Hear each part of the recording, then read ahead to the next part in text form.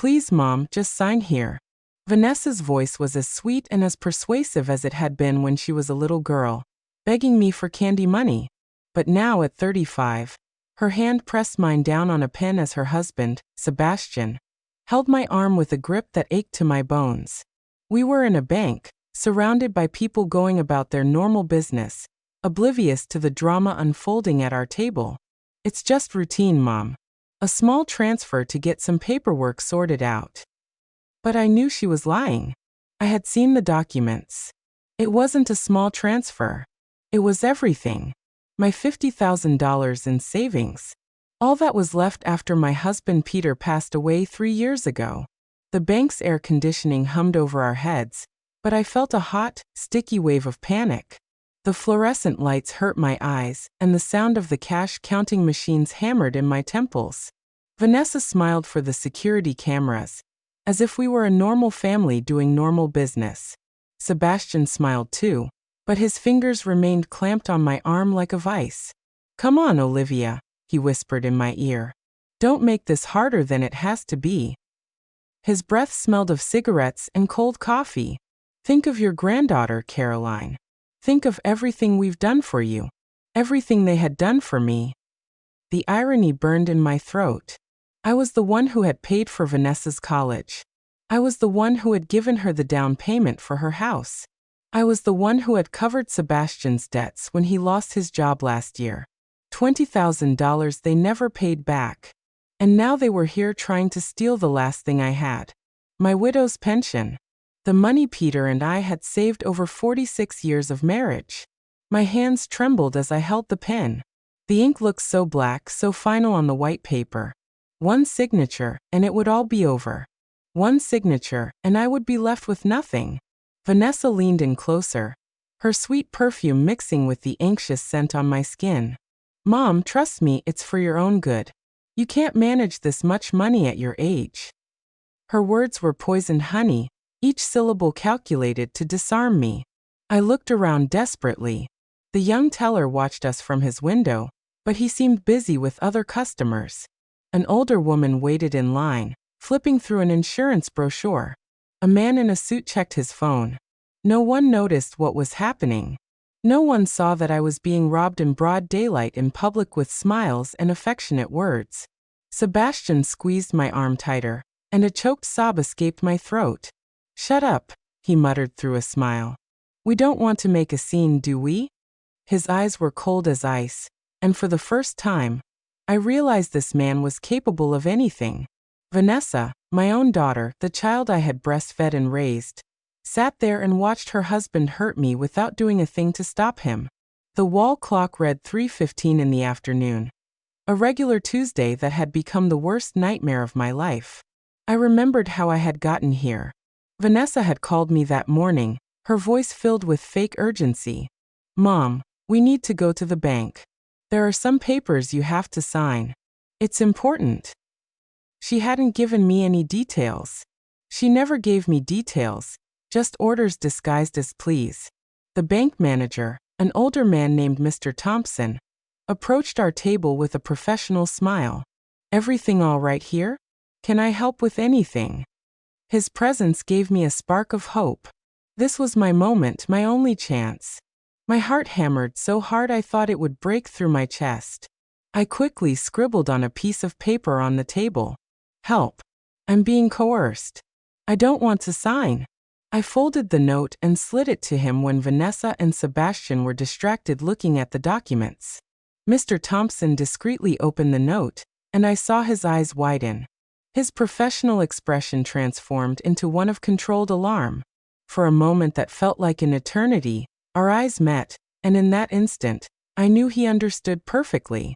Without saying a word, he discreetly pressed a button under his desk, the silent alarm. My heart calmed for the first time all afternoon. Someone was going to help me. But to understand how I had reached this moment, I need to tell you the full story. I need you to understand who I was before I became this desperate woman in a bank, silently begging for help. My name is Olivia Anderson.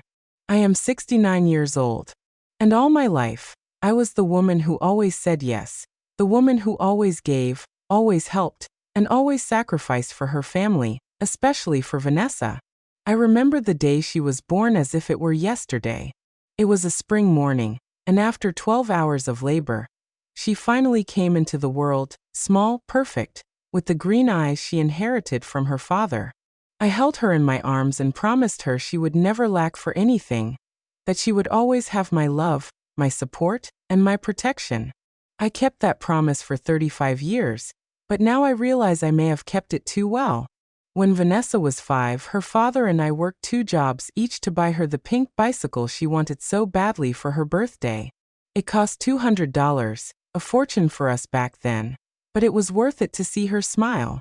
When she turned 15, she wanted to go to a summer camp that cost $1,500. I sold my grandmother's jewelry to pay for it. When she graduated from high school, she insisted on going to a private university. "Mom, it's my dream," she'd say with tears in her eyes. "I can't go to a state school. What will my friends think?" The tuition was $40,000 a year. $40,000 we didn't have. Her father and I took out a loan using our house as collateral. I worked extra shifts at the hospital cafeteria for 4 years, cleaning tables late into the night, my feet swollen and my back aching. Also, Vanessa could have her college degree. She graduated with honors in business administration, and I cried with pride at the ceremony. I thought I could finally rest, that I had fulfilled my duty as a mother, but Vanessa had other plans. At 25, she met Sebastian at a dive bar. He was handsome. I couldn't deny that. But there was something in his eyes I didn't like. A coldness, a calculation that put me on edge. When he introduced himself, the first thing he did was ask if the house was paid off. Not, "It's nice to meet you, ma'am." No, just a question about money. I should have seen that as a red flag. Their wedding cost $50,000. "Mom, I'm only getting married once," Vanessa pleaded. "I want it to be perfect." I wanted to object, to tell her we didn't have that kind of money, that her father had just been diagnosed with diabetes, and we needed to save for his medication. But I saw her so happy, so excited that I couldn't say no. We took out another loan. The wedding was beautiful, I have to admit. Vanessa looked radiant in her white lace dress, like a storybook princess. Sebastian smiled, but I noticed his eyes were constantly scanning the wealthier guests, calculating and evaluating.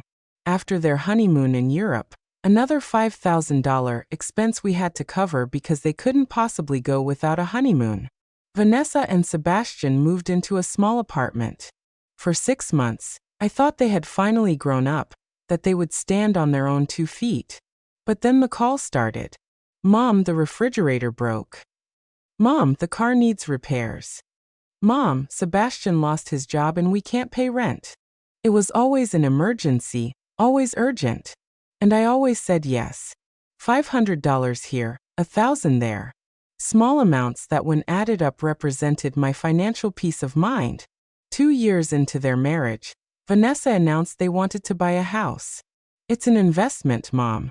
A step toward the future." The house cost $200,000, and they needed $40,000 for the down payment. They had no savings, of course. Their credit was bad, of course. "Could you help us, Mom? Just with the down payment. I promise we'll pay you back every penny."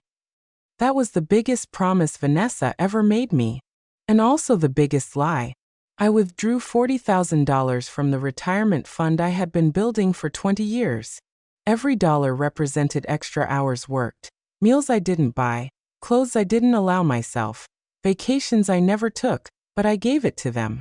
I sat in the bank that day signing the early withdrawal papers with trembling hands as the bank officer explained the penalties I'd have to pay. A 10% penalty. For $1,000 I'd lose just for taking out my own money early. "Are you sure about this, ma'am?" the employee asked with genuine concern. "Once you withdraw these funds, there's no turning back." I told him I was sure. It was for my daughter. It was for her future. It was for giving her the stability I never had. I signed the papers and walked to Vanessa's house with the check in my hand, feeling like a hero. I was going to save the day. I was going to make my daughter's American dream possible. Vanessa cried when I handed her the check. Tears of happiness, I thought. You're the best mom in the world, she said, hugging me tight. I don't know how to thank you for this. I promise, Mom. I promise I'll pay you back every last cent with interest. Sebastian seemed emotional, too, though his hug felt cold and calculated. Thanks, Ma, he said. This means a lot to us. They moved into the house 3 months later. It was beautiful, I have to admit. 2 stories, 4 bedrooms, a large backyard with space for a pool. Vanessa invited me to the housewarming, and I walked through every room with pride. My sacrifice had been worth it. My daughter had her own home. But the calls didn't stop. If anything, they became more frequent. Mom, we need furniture for the house. We can't live on the floor. $10,000 for a new living room set. Mom, the house needs a new fence. The neighbors are complaining. $3,000 for a wooden fence. Mom, we want to renovate the kitchen. It's so old and the stove doesn't work well. $8,000 for new appliances. Every time I hesitated, every time I mentioned that I had expenses, too, that money didn't grow on trees, Vanessa knew exactly which buttons to push. Mom, I thought you'd be happy to see us doing well. I thought you'd want your granddaughter to grow up in a nice house. And so Caroline, my 8-year-old granddaughter, the light of my eyes, became the most powerful argument in Vanessa's manipulative arsenal. Caroline had been born when Vanessa was 27. And from the moment I saw her, I knew she was different. She had her grandfather's curious eyes and a smile that could melt the hardest heart. But more than that, she had something her mother had lost somewhere along the way. Genuine kindness. When Caroline visited me, she would bring me drawings she had made at school. Little crayon artworks where I was a giant grandma with huge arms, always smiling. I made you big because your love is big, Grandma, she would explain in her sweet little voice. It was impossible to say no to anything that was for Caroline. Ballet classes, $200 a month. Piano lessons, $300 a month. Summer camp, $2,500. Special clothes for ballet recital, $500 per outfit. Caroline has talent, Mom. We can't let her potential go to waste for lack of money. Meanwhile, my own financial situation was deteriorating. Peter had developed complications from his diabetes. His medications cost $400 a month, and insurance only covered a portion. He needed special injections, regular visits to the specialist, and a strict diet that required more expensive foods. I worked double shifts at the hospital. I would come home with my feet bleeding inside my shoes, only to cook, clean, and care for my husband. Why don't you ask Vanessa for help? My sister Clara suggested during one of her visits. You've spent over $100,000 on her in the last 5 years. Surely, she can help with some of the medical expenses. But I couldn't ask my daughter for money. It was my job to care for my family, not the other way around. It was my responsibility to be strong, to be the pillar that held everyone up. Peter passed away early one Tuesday morning, 3 years after his diagnosis. I was holding his hand when he took his last breath, and I swear I felt half of my soul leave with him. We had been married for 46 years. He was my partner, my best friend, my accomplice in all the difficult decisions about Vanessa. After his funeral, I sat alone in our empty house and realized I was completely broke. The medical expenses combined with everything I had given Vanessa had drained our savings. Peter's life insurance gave me $50,000. It was all I had left to live on for the rest of my days. I deposited it into a savings account and promised myself I would be more careful. I was going to make that money last. I was going to learn to say no. But Vanessa had other plans. 2 months after the funeral, Sebastian lost his job at a construction company. It was his racist boss's fault, Vanessa explained, crying on the phone. He fired him for no reason. Now we can't pay the mortgage. Mom, they're going to foreclose on the house. Caroline will have to change schools. She'll lose all her friends. They asked me for $20,000 just to stay afloat until Sebastian found another job. 6 months max. We'll pay you back with interest. I promise. It was almost half of what I had left, but the thought of Caroline losing her home broke my heart. I gave them the money again. Sebastian found a job 3 months later, but the money never came back. When I asked about it, there was always an excuse. We're paying off old debts, Mom. We had unexpected expenses with the car. Caroline needed to go to the dentist, and insurance didn't cover everything. And now here I was in this bank watching them try to steal the last $30,000 I had left. My daughter, the child I had raised with so much love, was sitting next to her abusive husband, smiling for the cameras as they planned to leave me in absolute poverty. Mr. Thompson returned to our table, accompanied by 2 security guards who tried to look casual, but I could see the tension in their posture. Vanessa and Sebastian hadn't noticed anything yet. They were too focused on the papers, reviewing the numbers over and over like vultures, calculating their spoils. "Excuse me," Mr. Thompson said in a calm but firm voice. "I need to review some details of this transaction before we proceed." Sebastian looked up, and for the first time I saw a flicker of nervousness in his eyes. "What kind of details?" "Everything's in order. Mrs. Anderson wants to transfer the money to her daughter's account. It's a family decision." His hand was still squeezing my arm, but he was doing it more discreetly now, aware that other eyes were watching. "I understand," Mr. Thompson replied. "But bank protocol requires me to verify that all parties involved are acting voluntarily and without external pressure." His words were like a bolt of lightning cutting through the storm of my desperation. He looked directly into my eyes. "Mrs. Anderson, would you mind accompanying me to my office for a private verification? It's standard procedure for transactions of this magnitude." Vanessa immediately tensed. "That's not necessary, sir. My mother has already decided, haven't you, Mom?" Her smile had become forced, artificial, like a mask that was cracking. "We can do everything right here. We don't want to cause you any trouble." But Mr. Thompson was already standing, extending his hand to me. "It's bank policy, ma'am. There are no exceptions." The guards positioned themselves discreetly near our table. "It will only take a few minutes." I stood up, my legs trembling, and for the first time all afternoon, Sebastian had to release my arm. Vanessa grabbed my other hand. "Mom, don't make this difficult. Just sign the papers and let's go home. Caroline is waiting for us." She used my granddaughter's name, as if it were a master key that would unlock all the doors of my resistance. "I'll be right back," I murmured, not daring to look her in the eyes. I knew if I saw her face, if I saw that innocent little girl expression she had perfected over the years, I might waver. I might give in one more time. Mr. Thompson's office was small but cozy with pictures of his family on his desk and a little cactus in the window. He sat across from me and closed the door. "Mrs. Anderson," he said gently, "tell me what's really going on." And then, like a dam that finally breaks, it all came out. I told him about the years of manipulation, about the money I had given without getting anything back, about the broken promises and the lies wrapped in pretty paper. I told him how Sebastian had hurt my arm, how Vanessa had used Caroline's name to emotionally blackmail me. I explained that those $30,000 were all I had left to live on, that without them, I would end up on the streets.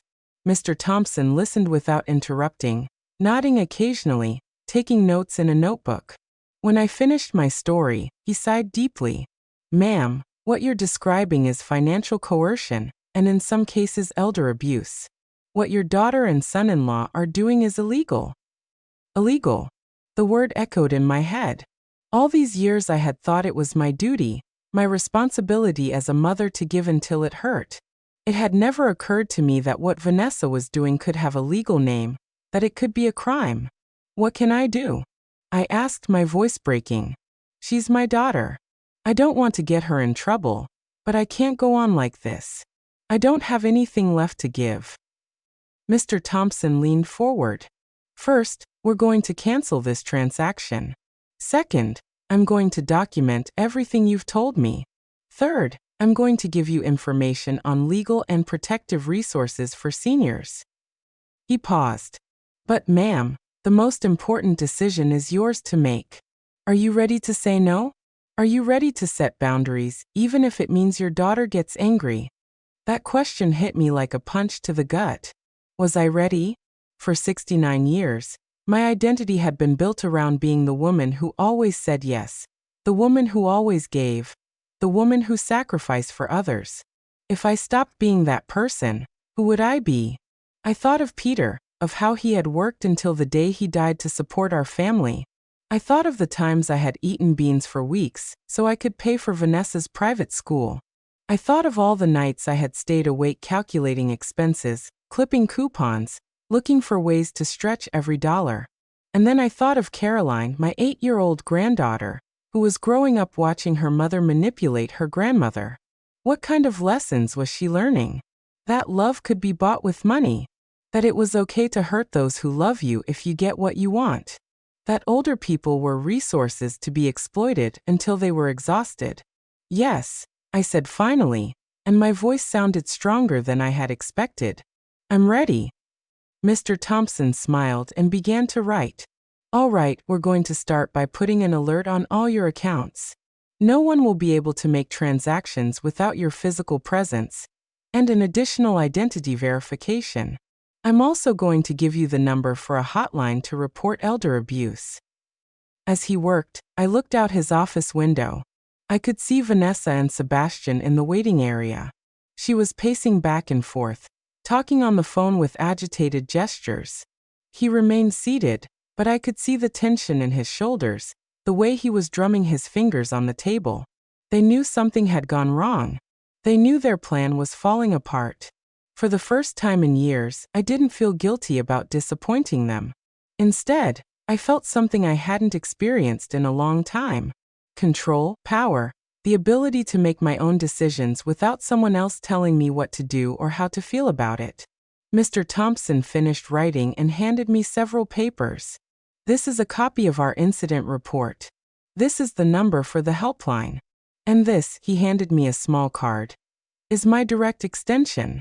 If they pressure or threaten you again, call me immediately. I took the papers with hands that no longer trembled. What do I do now?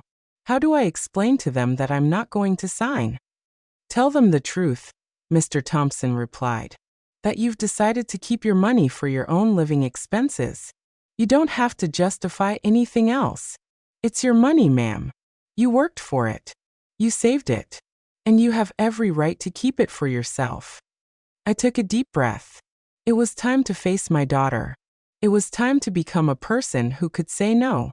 It was time to start living for myself, even if it meant breaking a lifelong pattern. We walked out of the office together.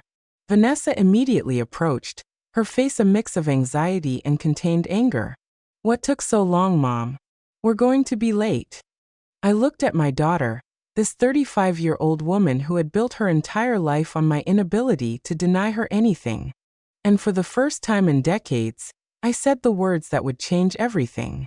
I'm not going to sign, Vanessa. I'm not transferring my money. The silence that followed was deafening.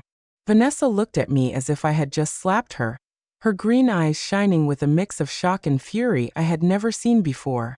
Sebastian got up from his chair so abruptly he almost knocked it over, his fists clenched at his sides. What do you mean you're not going to sign? Vanessa asked in a trembling voice, trying to maintain a fake smile for the bank cameras. Mom, we already talked about this. It's just a temporary transfer. It's not temporary, Vanessa. I replied in a voice I didn't recognize as my own. It was firm, decisive, like that of a woman who had finally found her backbone after years of letting others bend it to their will. And it's not a transfer. It's my retirement money, and I'm keeping it. Sebastian took a step closer, but the security guards immediately moved as well, positioning themselves between us. Olivia, he said in that soft voice he used when he wanted to manipulate me. Don't be ridiculous. What are you going to do with all that money? You don't have any big expenses. We can invest it better. Make it grow for the whole family. For the whole family, I repeated, and a bitter laugh escaped my throat. Like when you invested the $40,000 for your house down payment, or when you invested the $20,000 I gave you when you lost your job. Tell me, Sebastian, how much of that have you paid back? I saw his mask of fake concern crack. His eyes hardened, revealing the calculating coldness that had always been there, but that I had been too blind to see. Those were gifts, he muttered between gritted teeth. You said they were gifts.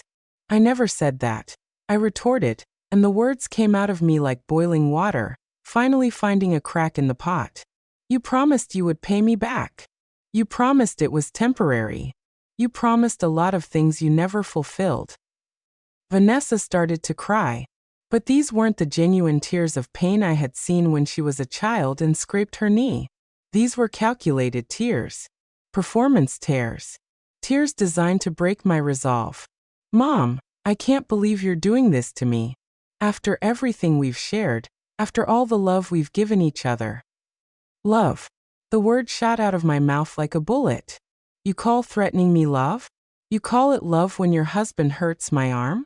You call it love when you trick me into coming here to steal everything I have. People in the bank started to turn their heads. An older woman waiting in line watched us with concern. A young man in a suit had stopped checking his phone and was staring openly. Vanessa realized the attention we were attracting and lowered her voice, but the intensity of her desperation only increased. Okay, she whispered, wiping away her tears with the back of her hand. Don't transfer everything. Just half. $10,000 is all we need to get out of this jam. What jam, Vanessa? I asked, and I could see the question took her by surprise. Sebastian has a job. You have a house. What exactly is the emergency that requires my retirement money? She was silent for a moment, and in that silence, I saw the truth I had been avoiding for years. There was no emergency, no real crisis. There were just two adults who had built their lifestyle around my inability to say no. They had spent more than they earned because they knew Mom would always be there to make up the difference. Vanessa, I continued, you are 35 years old. Your husband is 38. You both have college degrees that I paid for. You both have jobs. It's time for you to learn to live on your own income. What about Caroline? Sebastian asked, playing his strongest card. What about your granddaughter? Are you going to let her suffer because her grandmother became selfish? That word selfish hit me like a slap. All my life, I had feared being selfish. I had sacrificed my wants, my needs, my dreams. Also, I wouldn't be selfish. But now, standing in that bank with my last $30,000 about to be stolen, I realized something fundamental. It wasn't selfish to take care of myself. It was survival. Caroline is not going to suffer, I said firmly. You can continue to provide for her with your own income, just like millions of responsible parents do all over the world. What you can't do is use my love for my granddaughter to manipulate me. Mr. Thompson cleared his throat. Mrs. Wilson, Mr. Wilson, you need to leave. Mrs. Anderson has made it very clear that she does not wish to proceed with this transaction, and continuing to pressure her constitutes harassment.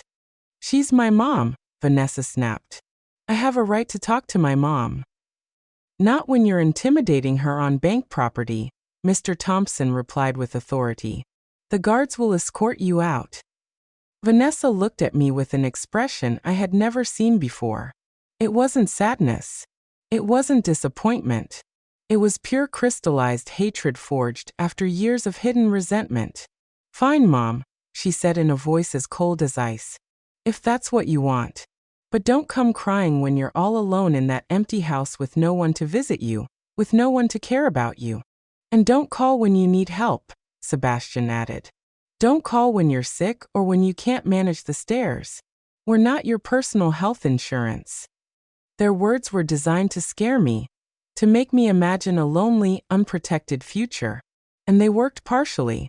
I felt a chill of fear run down my spine. What if I really did get sick? What if I did need help? What if this decision to keep my money cost me my family? But then I remembered something Peter had told me shortly before he passed away. We were sitting in the living room watching a television show about scams targeting seniors. And he had commented, "Olivia, fear is the most powerful tool manipulators have. They make you imagine all the horrors that could happen to you if you don't do what they want. But the truth is, most of those things never happen. And if they do, you face them when they come, not before." "I understand," I said to Vanessa, and my voice sounded calmer than I felt inside. "If that's your decision, I accept it. But I'm not going to change mine out of fear of what might happen in the future." The security guards moved closer. "Folks, it's time to go," one of them said with professional firmness. Vanessa snatched up her purse with sharp, angry movements. "This isn't over, Mom. We'll talk about this at home when you don't have these strangers filling your head with ridiculous ideas." "No," I said, and the word came out stronger than I had expected. "We are not going to talk about this at home. Not until you're ready to accept my decision without trying to change it." They left without looking back. Sebastian, with a possessive hand on Vanessa's back, whispering something in her ear that made her shoulders tense even more. I watched them walk toward the parking lot through the bank windows. Two figures walking away from my life, taking with them years of manipulation and emotional blackmail. When I could no longer see them, I sat down heavily in one of the chairs in the waiting area. My legs were trembling, not from fear, but from the release of years of pent-up tension.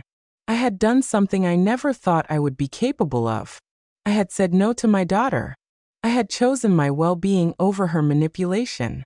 Mr. Thompson came over and sat beside me. "How do you feel?" he asked.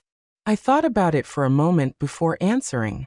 "Scared," I admitted, "but also free. As if I can finally breathe after years of holding my breath."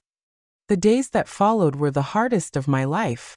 Not because I missed Vanessa and Sebastian, but because I had to confront the reality of who I had been for all these years. I sat in my empty living room, surrounded by family photos that now seemed to mock me from their golden frames. And I asked myself questions I had avoided for decades.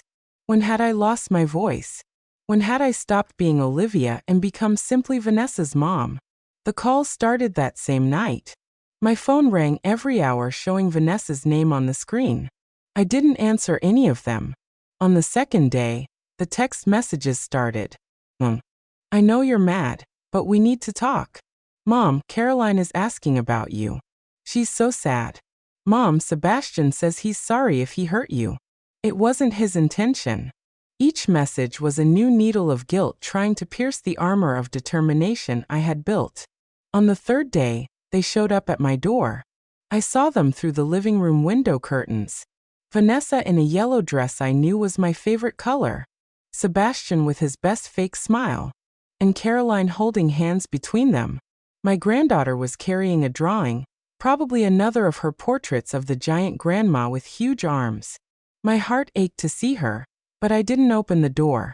Vanessa rang the doorbell for 10 minutes straight, then started knocking. "Mom, I know you're in there. Your car is in the driveway. Please, we just want to talk." Her voice grew more desperate with each plea. "Caroline misses you. Look, she made you a drawing." I heard my granddaughter's small voice. "Why won't Grandma open the door, Mommy? Did I do something wrong?" The sound of that innocent question nearly broke me. I almost ran to open the door. I almost fell back into the familiar pattern of giving in to emotional manipulation, but I remembered Mr. Thompson's words. Fear and guilt are the most powerful tools of manipulators. I backed away from the window and retreated to my bedroom where I couldn't hear them. I put on some classical music on the small radio Peter had given me for our 30th anniversary and tried to block out the sound of their voices. After an hour, they finally left. That night, my younger sister Clara called me.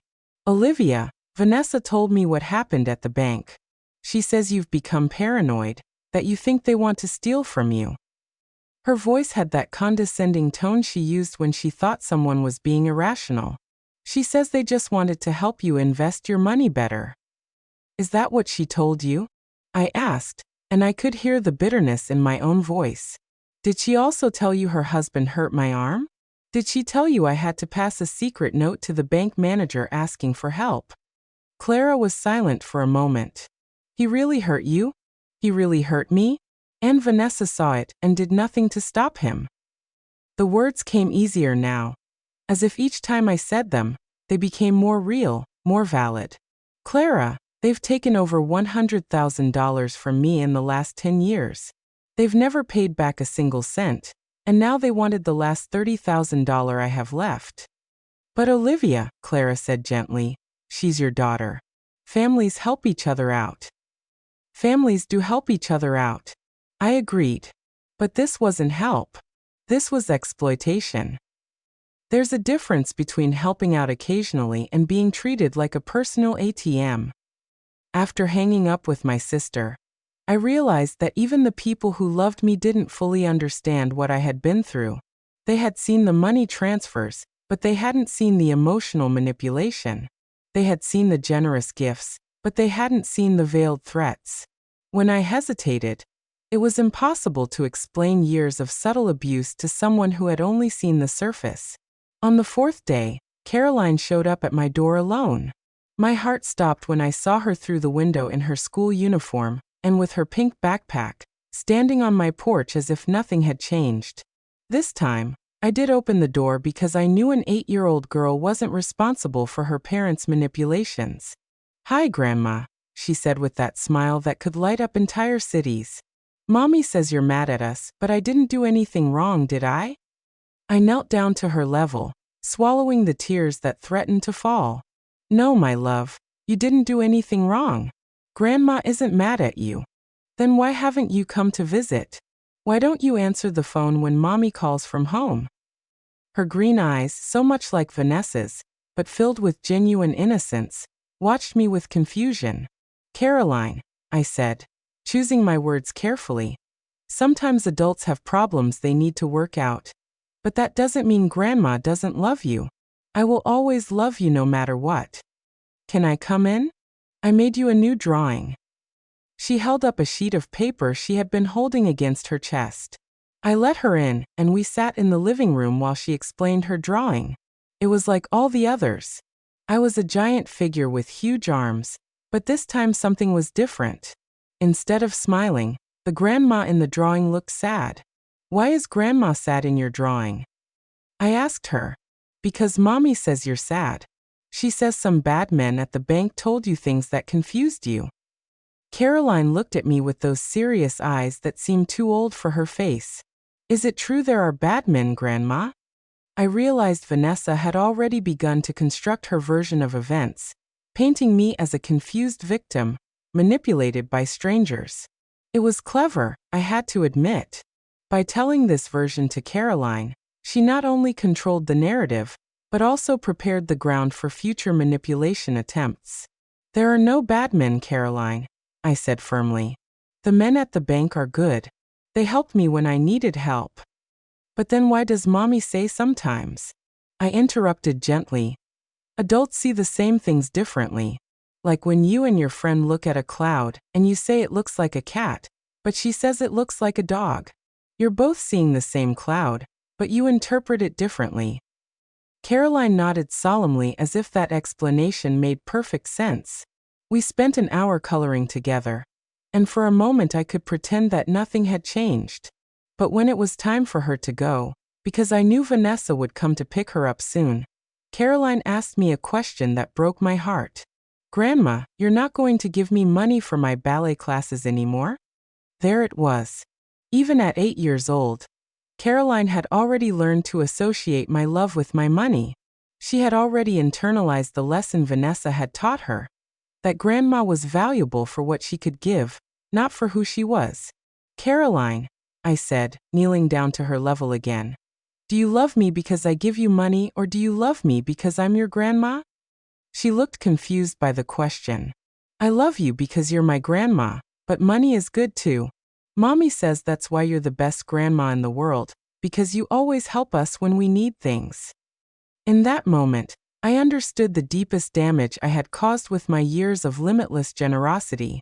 I had not only allowed Vanessa to become financially dependent and emotionally manipulative.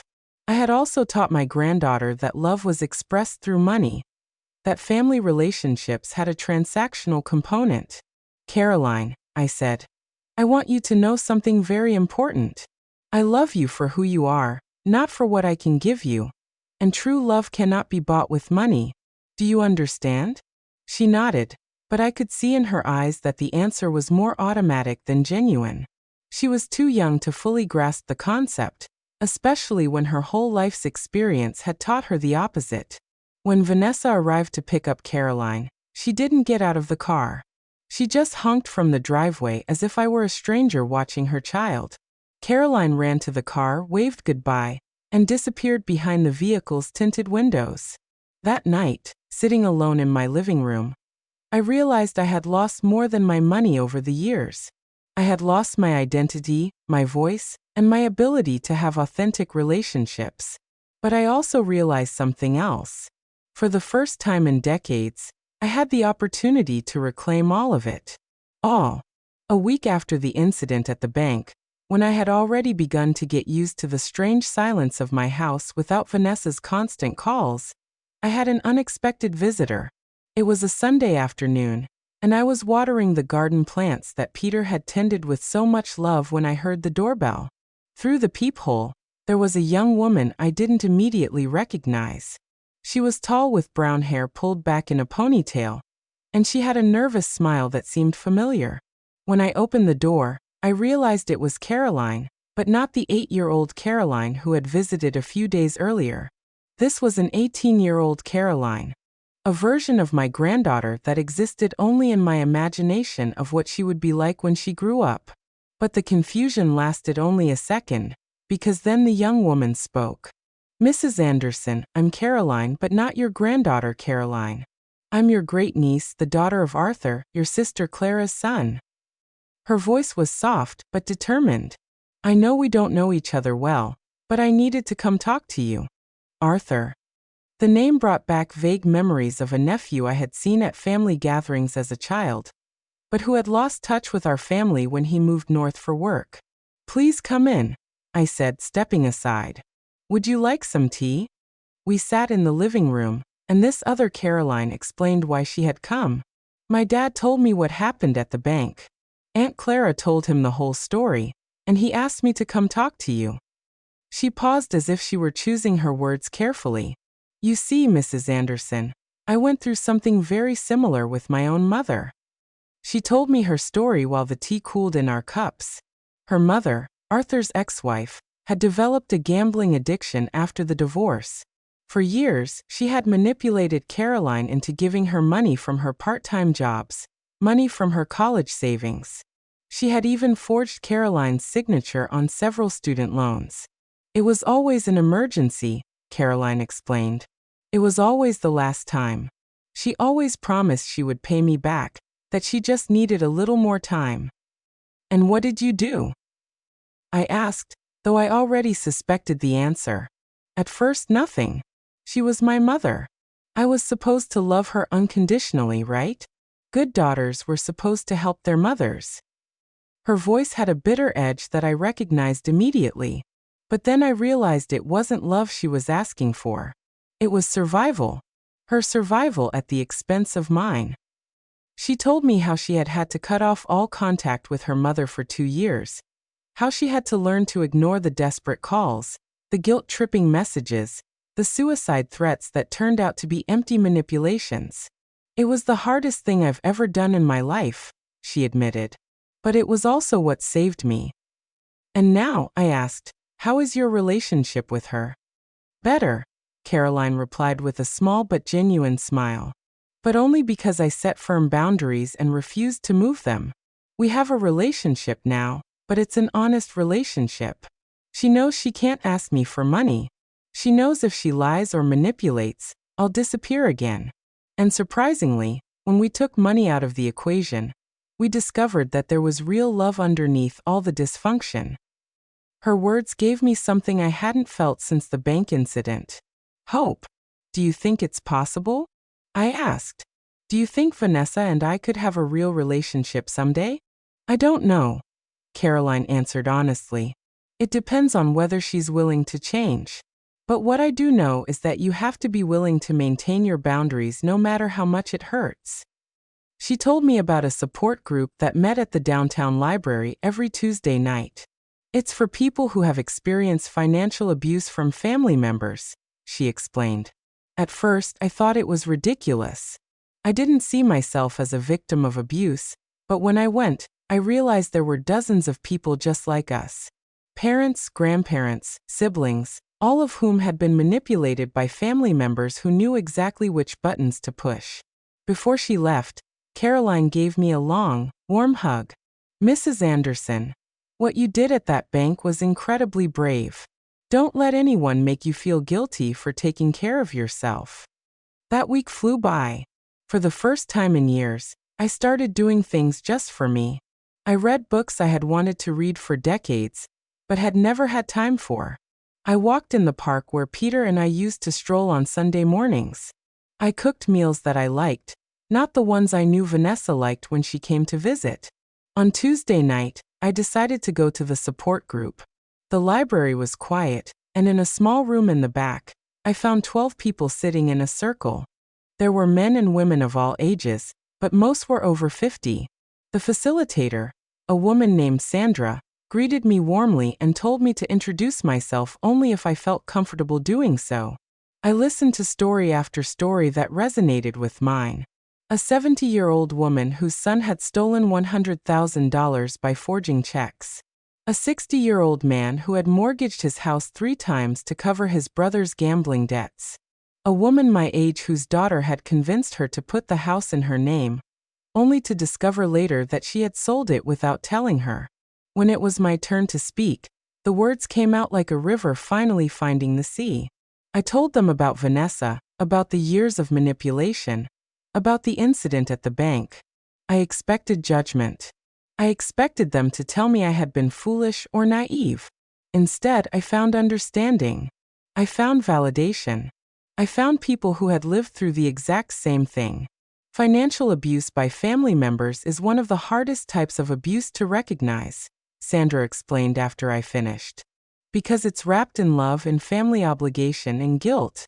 The abusers know exactly what to say to make us feel like we're the ones being unreasonable. A woman named Ellen, who had been in the group for 2 years, gave me the most valuable advice. Olivia, you are going to doubt your decision 1,000 times. You're going to ask yourself if you were too harsh, if you overreacted, if you should just call your daughter and apologize. Those moments of doubt are normal. But every time you feel that doubt, remember how you felt in that bank. Remember the fear, the physical pain, the desperation. Those feelings don't lie. When I got home that night, there were 3 voicemails from Vanessa on my answering machine. I listened to them, and for the first time, I could hear the manipulation clearly, as if someone had cleaned my ears after years of accumulated wax. Mom, Caroline asks about you every day. She's depressed. She doesn't understand why her grandma doesn't want to see her. Mom, Sebastian and I have been talking and we think you should see a doctor. This behavior isn't normal for you. Mom, I'm starting to think maybe you're having memory problems. Have you considered you might be developing dementia? Each message was a new strategy. First, use Caroline as an emotional shield. Second, invalidate my ability to make rational decisions. Third, suggest that I had cognitive problems. It was like a manual of psychological manipulation, executed with surgical precision. I deleted the messages without calling her back. The next day, while I was making breakfast, the phone rang. A number I didn't recognize appeared on the screen, so I answered, thinking it might be important. Grandma. It was my granddaughter, Caroline, the 8-year-old, the real Caroline. Mommy borrowed her work phone to call you. She says you don't answer when we call from home anymore. My heart raced. Hello, my love. How are you? I'm good, but I miss you a lot. When are you going to come visit us? When are we going to go to the park together like we used to? Her small voice was filled with genuine sadness, and I felt my resolve begin to waver. Caroline, I said, choosing my words carefully. Grandma loves you very much, but right now, Your mom and I have some grown-up problems that we need to work out. But are you going to work out the problem soon? Because my birthday is in 2 months and I wanted to ask you for something special. There it was again. Even in a seemingly innocent conversation, the expectation that Grandma would give money for something special appeared. What did you want to ask me for, my love? I wanted to ask if you can help me buy a new dress for my ballet recital. Mommy says it costs $200 and they don't have the money this month. And there was the real reason for the call. Vanessa had used her own 8-year-old daughter as a go-between to solicit money. She had sent this innocent child to do the dirty work she could no longer do directly. In that moment, sitting in my kitchen with the phone in my hand, I understood that this war had just begun. Caroline, I said to my granddaughter with a broken heart but a firm voice, let me talk to your mom. There was a silence, and then I heard Vanessa's voice in the background saying, give the phone to Mommy, my love. When Vanessa got on the phone, her voice was different. It wasn't the hysterical desperation of the previous days. It was calculated, cold, as if she had had time to plan exactly what to say. Hello, Mom. Caroline wanted to call you because she misses you so much. She's been so sad since you decided to cut us out of your life. Each word was loaded with veiled accusation. I hope you understand that an 8-year-old doesn't grasp why her grandma suddenly doesn't want to see her. Vanessa, I interrupted. You know perfectly well that I haven't cut Caroline out of my life. I've set boundaries with you and with Sebastian. Caroline can visit me whenever she wants, but you are not going to use my love for her to manipulate me. Manipulate you? Her voice rose an octave, feigning indignation. Mom, Caroline needs a dress for her recital. It's a normal thing any grandma would want to do for her granddaughter. I don't understand when helping your own family became manipulation. It became manipulation, I replied with a clarity that surprised me, when you started using your 8-year-old daughter as a messenger to ask for money after I clearly told you I wasn't going to continue funding your lifestyle. Lifestyle? There was a long silence on the other end of the line. When Vanessa spoke again, her mask of a worried mother finally fell. You know what, Mom? You're right. Yes, I told Caroline to ask you for money for the dress. And you know why? Because you have always been the grandma who gives gifts. You've always been the one who makes special things possible. And now, out of nowhere, you've decided you don't want to be that person anymore. How am I supposed to explain that to a child? You explain to her, I said, feeling a new strength coursing through my veins, that grandmas can love without giving money. You explain that healthy families don't condition their love on financial transactions. You explain that you, her parents, are responsible for covering her needs. Her needs? Vanessa laughed, but it was a bitter laugh full of resentment. Mom, we live paycheck to paycheck. Sebastian earns enough to cover the basics, but the extra things, the things that make Caroline's childhood special, have always depended on you, and you knew it. You liked being the hero, the savior, the one who made dreams possible. Her words hit me like a slap because there was some truth in them. For years, I had found my purpose, my self-worth in solving their financial problems. I had felt proud when Vanessa introduced me to her friends, saying, "My mom is always there for us." I had enjoyed being seen as generous, as successful, as the matriarch who could solve any crisis with a check. You're right, I admitted, and I could feel Vanessa's surprise at my answer. I liked being the hero. I liked feeling like I was needed, that I was valuable to you. But Vanessa, do you realize what that did to both of us? It turned you into someone who can't solve her own problems without begging for money. And it turned me into someone who didn't feel loved unless I was giving. Don't say that, Vanessa murmured. But there was less conviction in her voice. It's the truth, my daughter. And the worst part is we're teaching the same thing to Caroline. She's growing up thinking that family love comes with a price, that relationships are maintained through financial transactions. There was another silence. And then Vanessa said something that broke my heart. So what am I supposed to do now, Mom? How am I going to pay for the dress?